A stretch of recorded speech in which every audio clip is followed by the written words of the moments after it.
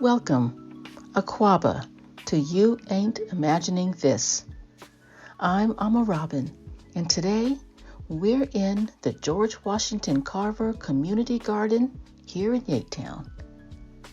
The air is cool, the light is still low, and the smell of the soil still carries a lot, almost everything, from the summer it left behind.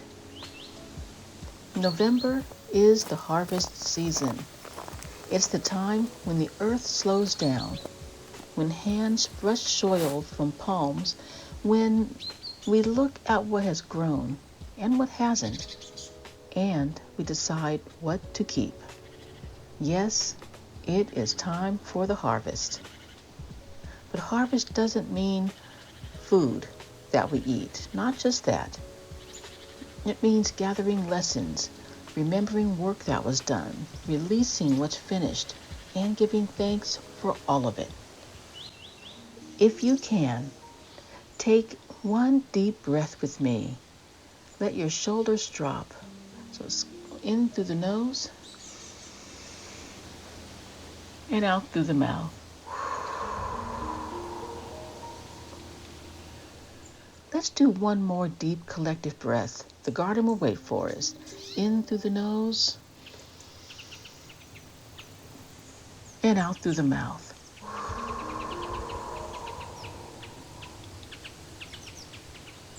Good.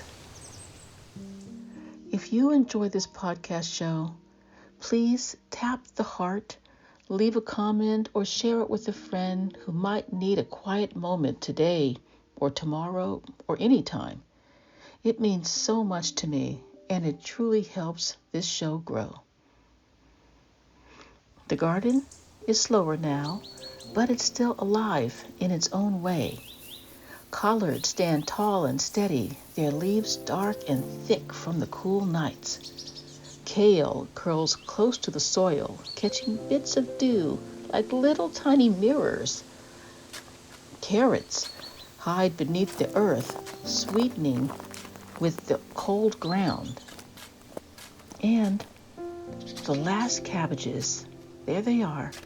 They sit heavy and quiet, wrapped tight against the wind. When I brush past the sage, its clean, sharp smell rises around me. The air feels heavier near the herbs, not just the sage, but the thyme and the rosemary too, holding warmth the way memory does. Above us, the moon glows a little bit brighter, as if it knows the rhythm of this place. Slow hands, soft voices, nothing taken too soon.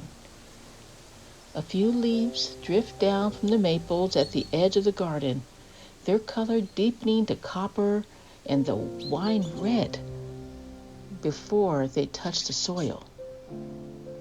Somewhere, an oak still holds on to its brown leaves, stubborn and crackling in the wind.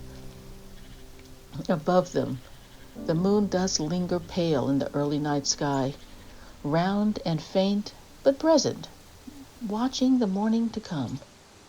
There is still a hum in the air, not the thick buzz of summer bees, but something smaller, lighter. Maybe it's a hoverfly skimming the soft soil, or a dry grasshopper flicking its wings. The sound is soft but steady, like the garden's quiet heartbeat. Wow, I love thinking of it that way. Then I see Mama Abena, one of the elder volunteers, is already working. She's working quietly, she's working steadily, and she's fully present. She doesn't rush. She listens. And today, I'm learning how to listen too. This is autumn harvest time in YAIT Town's community garden, named after the scientist George Washington Carver. He knew how to harvest from the earth, but he also knew that giving to the earth and to the garden was necessary, was important, was sacred. Dr. Carver most importantly knew that people and planet have a loving relationship that demand both giving and receiving and gratitude for all of it. But I'm digressing. That happens to me when I get in the garden.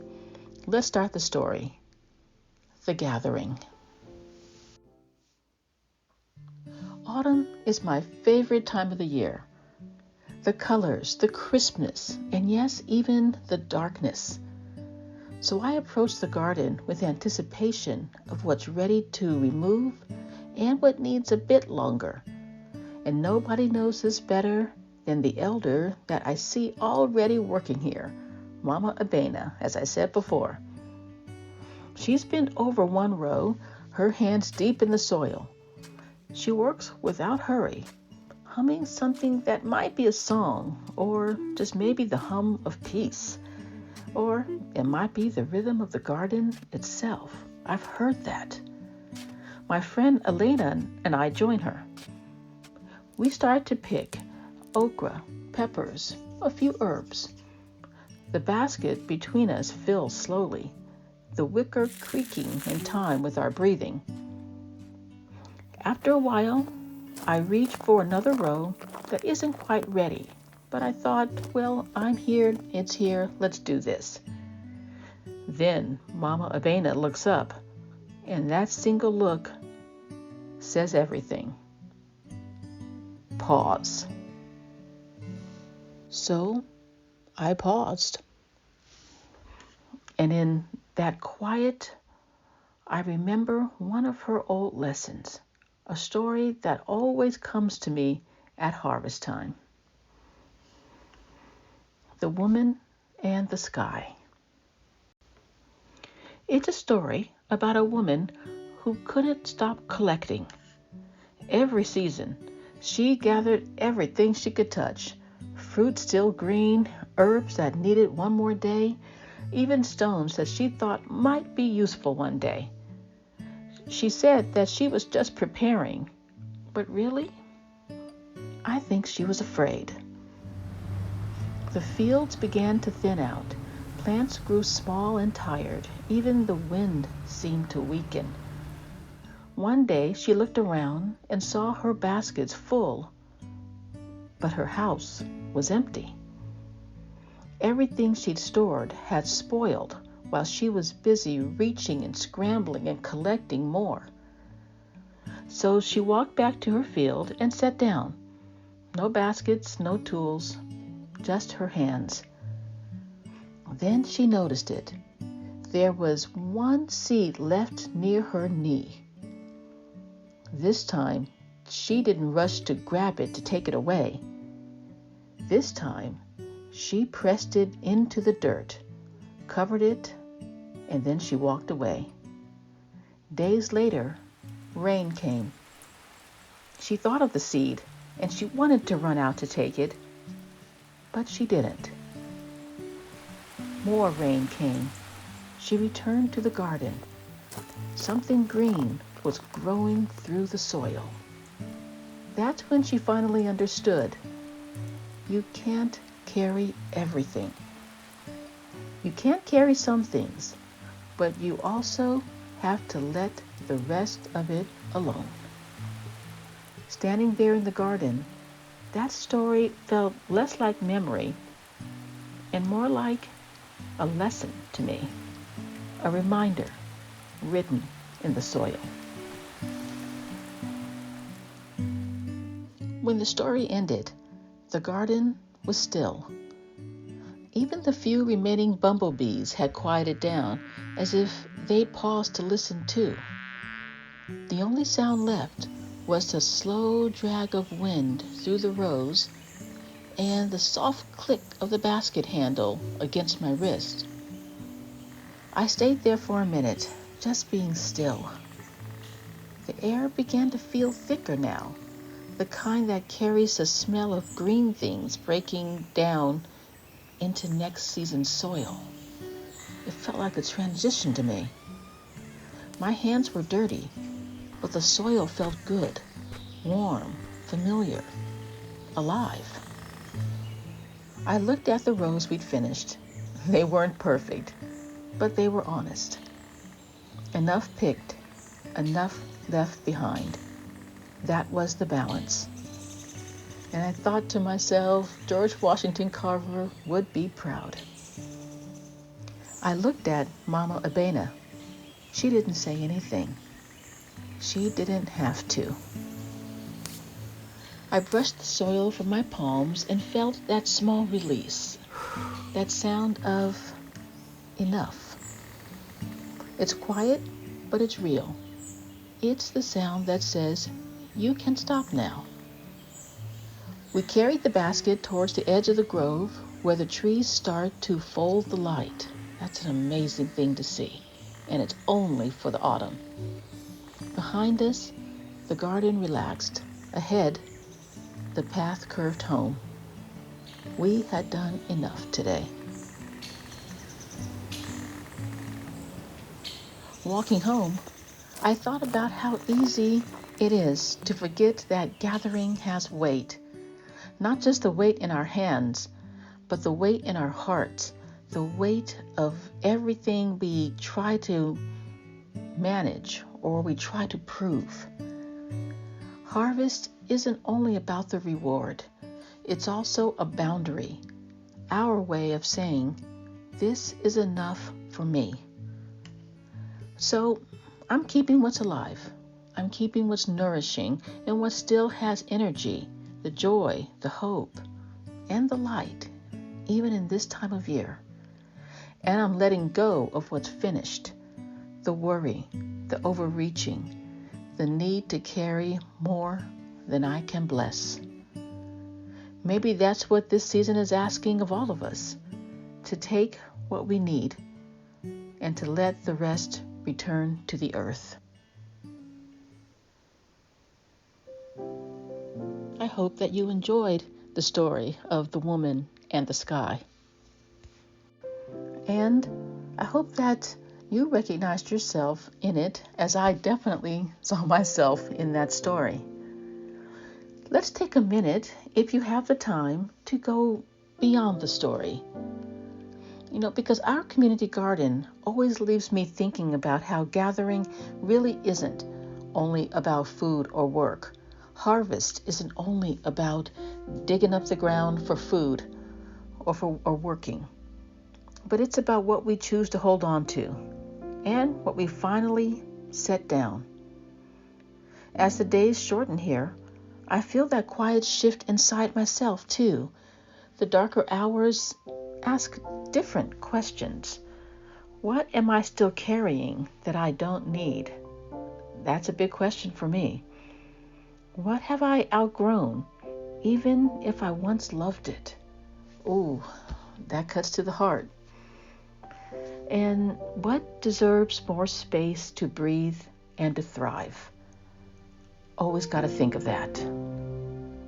Some of the things I'm carrying are small. A lesson that once helped me, but now just repeats itself, meaning I got everything from it that I was going to get. Or a memory that's gotten too heavy. Oh, I carry a lot of those. And even objects in my home that no longer have purpose. Wow. They all take up space that could belong to something new. A habit that restores me. I've actually started crocheting. I've taken up crocheting finally. A relationship that feels alive. My sister and I that I just traveled with, that relationship is very alive and restored and rejuvenated. Or even a joy that I haven't made time for. I'm just going to say it in 3 words. Reading, reading, reading. That's what harvest means to me now. It's not only gathering, it's editing. Ooh, that's right. I'm going to say it again. It's editing.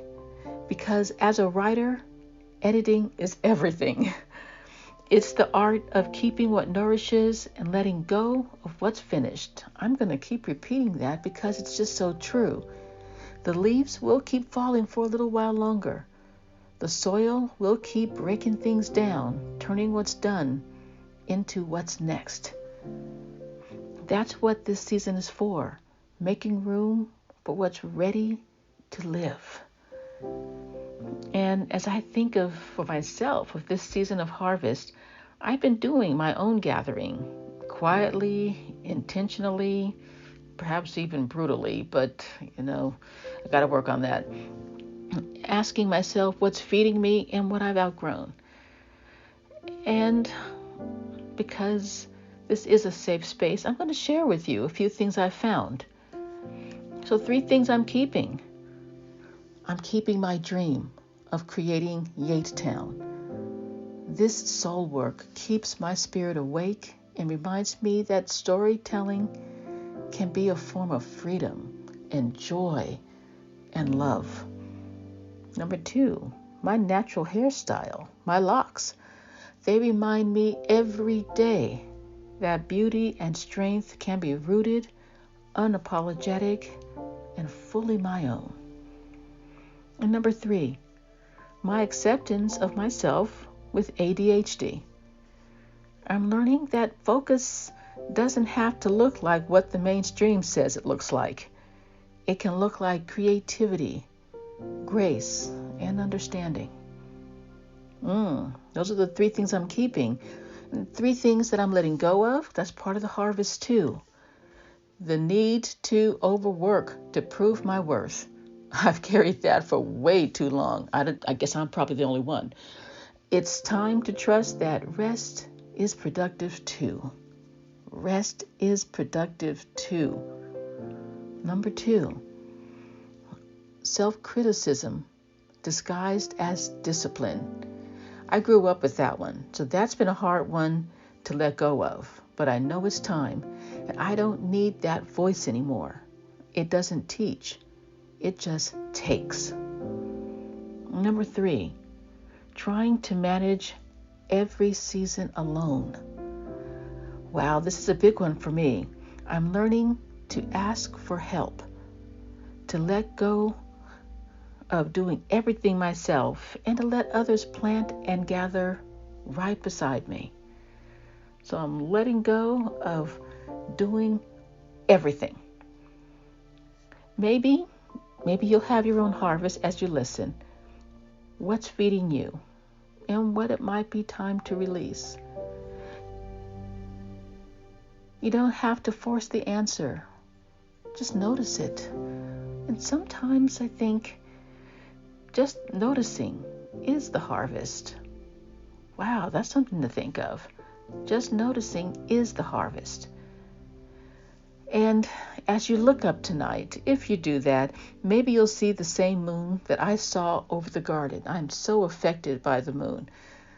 And it really uplifts and guides and nourishes me. It's calm, it's familiar, and it reminds me that even endings have their own light. It's time to wind down this episode now. The time for the harvest is just starting, and we have work to do, but we'll do it together. The air is quiet now. The work is done. The baskets are full of what is alive and what's nourishing. I hope your hands find rest after the work is done. I hope you keep only what feeds your spirit and let the rest return to the earth. And I hope you feel the moonlight on your skin tonight, reminding you that you were always part of something growing. Because you ain't imagining this.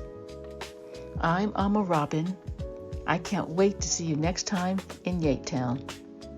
One love, fam.